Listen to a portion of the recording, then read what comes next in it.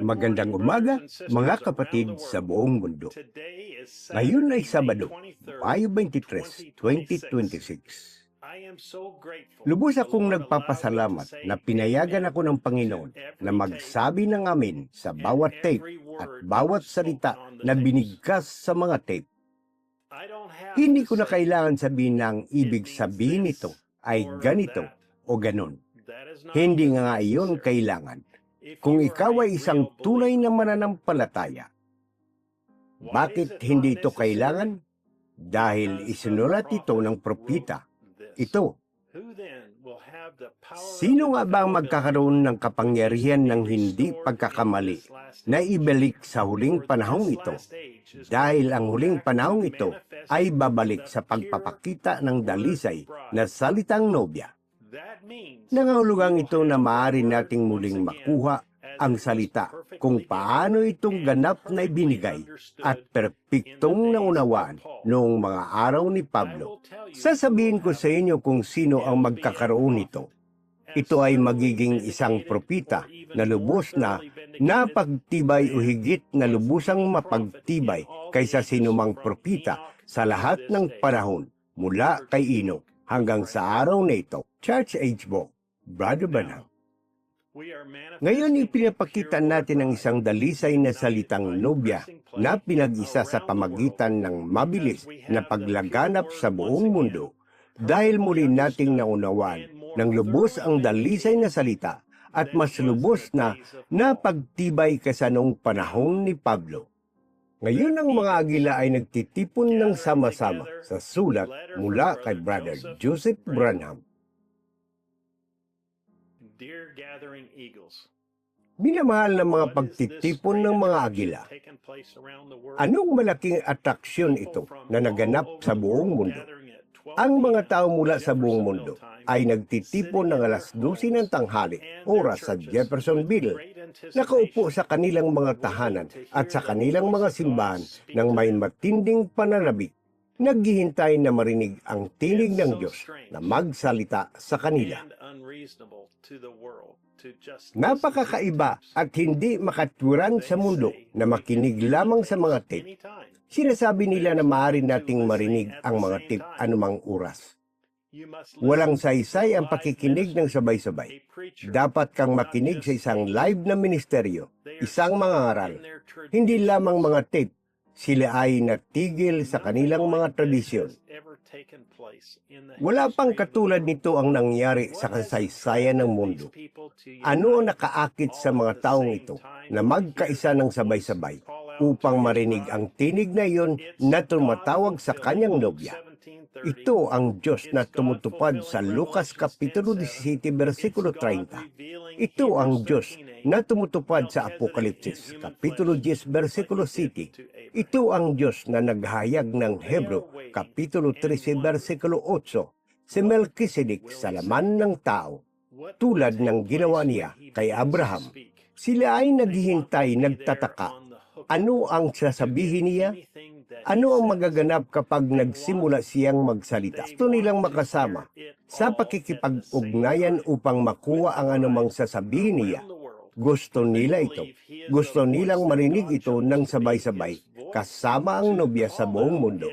Dahil naniniwala sila na siya ang tinig na napili ng Diyos upang maging tinig, upang tumawag at pamunuan ang kanyang nobya. Bagamat maraming oras ang pagitan nila sa oras, ngunit magkakasama silang lahat bilang iisang unit. Nakatutok, nakikinig sa tinig na iyon na nagsasalita sa kanila mula sa kanilang simbahang tahanan. Nakaupo sila sa presensya ng anak, nahihinog at naghihintay sa pagdating ng Mesiyas ug ang kanilang mga puso. Inahayag sa kanila ng banal na Espiritu ang nangyayari. Naghintay ang Diyos hanggang sa araw na ito upang ipahayag ang kanyang salita at tipunin ang kanyang nobya. Nangyayari ito at sila ay bahagi nito. Ang katotohanan na nangyayari ay bumagsak sa kanilang mga puso. Nabasa na nila ito sa kasulatan sa loob ng maraming siglo. Ngunit ngayon, ito ay isang katotohanan. Ang pahayag ng salita ay naipapakita sa pamagitan nila. ang mga propesiya ng propeta ay natutupad. Habang nakaupo sila sa ilalim ng dakilang pagpapahid ng kanyang makapangyarihang tinig, ipinahayag niya sa kanila na maghanda sapagkat ngayong gabi ay ipinalalangin niya ang bawat isa sa kanila. Sinasabi niya sa atin na kapag nagsimula siyang manalangin, magpatong kayo ng mga kamay sa mga may sakit, sapagkat ang presensya ng Diyos ay nasa lahat ng dako kasama nila. Saan man sila naroon, sa Texas, doon sa California, sa Arizona, Timog Amerika, maging sa mga kubo sa mga kagubatan, sa kabilang panig ng mundo, saan man sila dumagsak, magpatong kayo ng mga kamay sa isa't isa kapag nagsimula tayong manalangin at pagagalingin ng Diyos ang bawat isa sa kanila kung sila ay maniwala, sapagkat ganito ang sabi ng Panginoon. Nauunawa na nila ngayon na sa bawat panahon at bawat propeta na naging o magiging propeta, magkakaroon ng isang tiyak na bilang ng mga tao na nakatalagang makinig sa mensaheng iyon at susundin nila ito.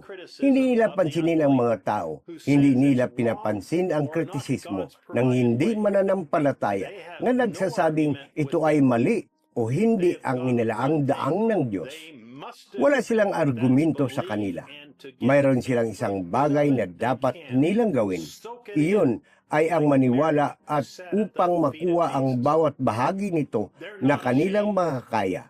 Ibabad ito tulad ni Maria na umupo sa paanan ni Kristo. Hindi sila nahihiya. Ipinagmamalaki nilang sabihin na sila ay isang tape boy o isang tape girl na pumipindot ng play. Binilaan na sila ng tinig na iyon na magkakaroon ng mga pinahiran sa huling panahon, na magkakaroon ng dakilang pagpapahid. Ang banal na espiritu, babanggitin nila ang propeta at ang mensahe ng panahon. Mag-aangkin na sila ang mga manampalataya, ngunit mga huwad na pinahiran. Malapit na sila sa tunay na pagpapahid, na ililigaw nito ang mga hinirang kung maaari. Ngunit alam nilang hindi sila malilinlang, dahil sila ang salita. Sila ang tunay na nobya na nanatili sa tinig ng Diyos. Ipinapahayag sa kanila ng tinig na iyon na sa araw na ito ay hindi ito magiging limon o suha. Madaling mapansin ang pagkakaiba. Ngunit ito ay magiging tangelo, kalahating limon, kalahating orange, isang halong-halong lahi. Magmumukha itong katulad ng orange, ngunit hindi, dahil ang bagong sanga na iyon ay magiging 100% katulad ng orihinal. Mananatili sila sa orihinal na salitang tinig na iyon, hindi sila susubok. Mananatili sila sa isa na ipinapahayag mismo ng Diyos na kanyang tinig, kanyang salita, na pinatunayan ng haliging apoy. Ano ang nangyayari? Ang itinagang binhi ng Diyos ay walang ibang magagawa kundi sumunod at makinig sa tinig na iyon, sapagkat higit pa sa buhay ang kahulugan nito para sa kanila. Maring mong kunin ang kanilang buhay, ngunit hindi mo maaring kunin ang tinig na iyon. Ano ang pang-akit?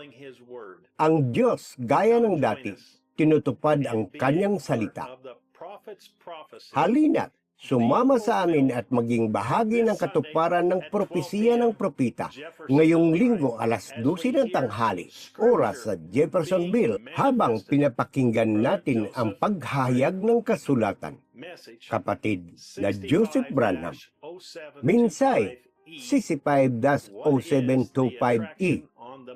Ano ang atraksyon sa bundok? Mga kasulatan. San Mateo Kapitulo 21, versikulo 4. Sicarias, Kapitulo 9, versikulo 9.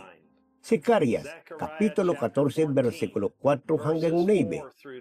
Isaias, Kapitulo 29, versikulo 6. Pahayag, Kapitulo 16, versikulo 9. Malakias, Kapitulo 3, versikulo 1. Ika-4 na kabanata. San Juan, Kapitulo 14, versikulo 12. San Juan, Kapitulo 15, versikulo 1 hanggang 8. San Lucas, Kapitulo 17, versikulo 22 hanggang 30. Dito nagtatapos ang liham mula sa Branham Tabernacle at kay Brother Joseph Branham. Tulad ng bawat linggo ngayon, i-upload namin ang pagbabasa ng banal na kasulatan para sa inyong kaginhawaan sa YouTube channel na ito. Mangyaring mag-subscribe at pindutin ang bell at padadalhan kayo ng notifikasyon sa inyong telepono. Hanggang sa muli, pagpalain kayo ng Diyos at Shalom.